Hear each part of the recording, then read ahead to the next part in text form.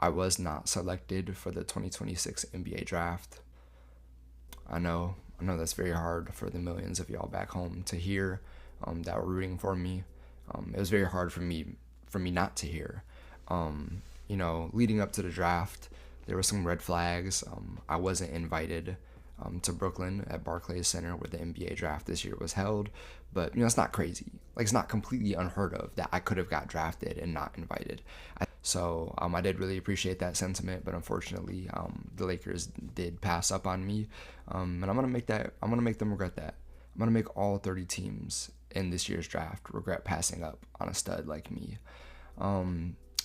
As the picks went farther and farther along in the first round, I was just, I was confused as to why my name wasn't being called. But, honestly, once we got to the second round, I didn't even want to be drafted. I didn't want to be drafted in the second round, because I really just, I'm not understanding what these NBA front offices didn't see from me this year. I was a varsity player in high school. That means nothing? Suddenly that means nothing now?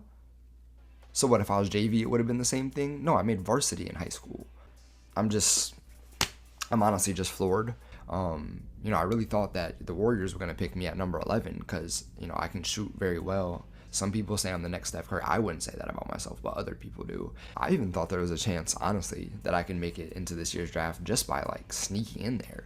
I tried to sneak in as my twin, Jason Tatum. I really think that this is just proof that NBA teams, when they're drafting, are just kind of taking guesses, because the fact that 30 teams all had two chances to get me and all of them passed up on all these chances, that just really goes to show these teams don't know what they're talking about.